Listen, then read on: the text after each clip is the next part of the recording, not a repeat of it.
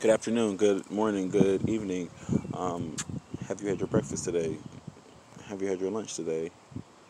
Tell me about it. I'm keen on hearing about it. If you have photos, send them to me, DM me. I want to make sure that you're well fed. I want to make sure that you're growing healthily. So, this is the Angels in Politics broadcast. Remember, you are the news. You're the integral piece, component, puzzle piece to the universal puzzle that we have here. And I want you to know that you're a superhero. And you're all I think about, you're all I care about, and I just can't keep my eyes off of you. So that's where I'm at right now with that. I'm the creative and artistic manifestation of Angels in Politics, and I just want to provide you with some information. Yesterday, well, actually earlier today, you had that video from me talking about being at one with yourself and finding positions or jobs or occupations that align your spiritual gifts to meaningful work. And we know about that. I've iterated upon that, or iterated on that many times over. And just the whole orientation to awakening your spiritual self, your higher self, the synthesizing of your lower self to your higher self, or the synthesizing of your shadow self with your inner child to be one with where you are right now. A lot of that doesn't come overnight. That's not going to be like, oh, boom, my inner child is activated, boom, there I'm at. I mean, there I am. Or, oh, I've the intersectional, or the intersectionality of my shadow self is now at one. The infusion of my shadow self is now, uh, is now, present with my conscious self, with my higher self, with my spiritual self, with my perfect self. And it's like, it won't be like that, guys. It just won't be like easy. And I'm still working on that. I'm still in that stage of balancing these fluctuations, or I'm still in those stages of, optimizing that infusion of, uh, you know, childlike innocence, childlike creativity, childlike purity, with the accumulation or the culmination of life experiences, where the sum of all of our parts that have led me to be where I am right now as a 29-year-old. But the shadow self has grown. The shadow self has become magnified and intensified. But now I'm not looking at that shadow as an evil thing, as a dark entity, as a dark force. It's just the polarity of you. It's the yin in you. It's the yang in you. It's that ego that's never going to go away, but you want to control it now. It's that ego that is becoming, tamed. It's those thought patterns, those perpetual mind fluctuations that at one point in time you couldn't control, and it disrupted your patterns of behavior. It disrupted your ways of being. It was a way to allow you to drift and to be involved, or to be susceptible to your to the lower to your lower or more inferior, less developed capacities, or personal or personality functions that are within us, like greed, like lust, like desire, like impulses, like all of these things that we're feeding into your impulsive nature. But now that you're in control of it, you're able to see, like, boom, boom, boom, I'm on it now. I'm on it now, and these impulses are good. Being in control of your ego is a good thing. You never want to destroy the ego. The ego is the reason why people are the Olympian athletes. Are They're the reason why people start movements that are revolutionary, and the way people become presidents, or leaders, or incredible mothers and fathers. The ego is something that is a driving force, and you need that. It's just the fact that if you have an ego that is derived or deeply rooted in negativity, in garbage, in venomous thoughts, in toxic ideologies, in pain and causing pain and these types of things, then yeah, that's how you turn into the autocrat. That's how you turn into the dictator. That's how your leadership traits are become convoluted, and they become twisted and distorted, and now you're not now you're not working for the good in the world. Now you're not looking to piece together the puzzle in the universal sense. Now you're looking to destroy the puzzle. Now you're looking to be the darkness in the world instead of projecting your light. And I guess somebody might say, well, boom, you talked about your experiences, working or not working right now, but being trained to be in the sales department, to be trained to work in as a sales rep in tech, and you're getting yourself oriented for a proper job. And I haven't had a proper job in in quite some time. Like working part time at the YMCA when you wear swishy pants and a fleece isn't necessarily what they call proper jobs. Wearing shorts in a windbreaker like zip up to sit in a room and teach kids how to play gaga ball and dodgeball isn't necessarily like a proper job. Like going to real estate seminars and getting your license and going to investment academies, but not selling in real estate isn't necessarily a proper job. Living at an ashram for an integral yoga certification or living yoga training, whereby you wake up at 4 or something in the morning to meditate at 5 and do hatha classes and selfless service while you're working in a farm and in a garden, and then you're doing all these wax on wax off techniques as if you're like the faceless man in Game of Thrones. That's not necessarily like a proper job. So for my past adult life, I would say like I haven't been in that type of realm for good reason, and I would say it wasn't intentional, honestly. Well, it wasn't intentional. I thought when I was a teenager, I thought whenever I was going to college and I was getting my degree, I knew I wanted to work for myself. I knew I wanted to be an entrepreneur. I knew I wanted to be bossed up. I knew I wanted just to do my own thing, but I couldn't vividly provide you with a tangible plan, a business plan, a formulated, concrete thought, or I couldn't articulate what that would look like, how that would be.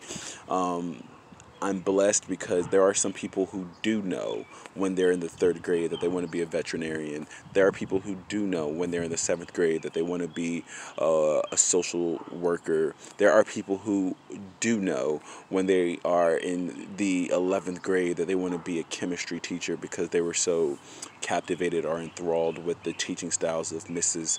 Blase Blah, who changed their life. There are people who are fully aware and have oriented themselves and their academic success and their behaviors and their ways of being to become a dentist, and they went to dental school or a doctor in this capacity because they have taken these classes and they have went to medical school and they did take their MCAT and they did pass and they did all these things because they knew what they wanted. I say I was blessed, I was fortunate because I just knew I wanted to do what I wanted to do. I just knew I wanted to be successful at whatever it is that I wanted to do. I think I knew I was going to be successful. It's just figuring out what I wanted to do was the big thing. And now I know, like, practically at the age of 30, this, like, it's so much. I want to do so much. Like, I mean, just to bring it down to a simple term, like, I want to help people. I want to be of selfless service. But somebody might be like, yo, you're chatting shit. Like, everybody wants to help somebody, but, like, how do you want to do that? I have I can't limit myself. I am limitless. I am unlimited in every sense of the word. So if I know that now, and I've been able to adapt that, or adopt that mindset, adopt that psychology, and then orient myself, and then, you know, be open to altering or modifying my daily routines, my system of synthesis, so I can be as limitless as possible. Then you know, I'm sitting in these, like, training seminar classes, and they're talking about doing what you need to do and selling yourself and marketing yourself so you can get this fucking job. And it's like, I can't physically see how I can logically do that in good consciousness and in good faith, and tell somebody like, oh, this is just a part of my story, and give them a narrative. I don't have to give them all the juice, but I couldn't give them all the juice if I wanted to. I couldn't give them all of the, what the women call it, tea, if I wanted to. I couldn't give you my full story even if I wanted to. And I can talk a lot. But like, if somebody were to ask me about myself, it's like, where would I start? It was where would I end? Like, what would the middle be? Like, so the thing is, like, I'm not capable of limiting myself, because I know that's not what God wants me to do. God wants me to be the encourager, the motivator, the inspirational force. But what I'm inspiring you to do is to be, or if I'm going to be the salesman, I'm selling you on yourself. If I'm going to be the showman, I'm showing you that you can do whatever it is that you want to do, you know? So I guess the roundabout theme that I'm trying to convey, or the overarching theme, is like, well, damn, Gabe, like, if the world was open up to you, and the world is your oyster, and you're the integral, or the integral universal component puzzle piece, like, what would you do in the ideal world? What would you do in your idyllic, conceptual, hypothetical, world? How would you go about your day? And it's like, right now, I'm living it right now. Well, I'm not. Yeah. It's kind of wild, but like, I'm sitting here on my grandfather's old truck that says George Mason Dad on it, that I was pushing whenever I was on campus, and it still gets me from point A to point B. There's no issue with it.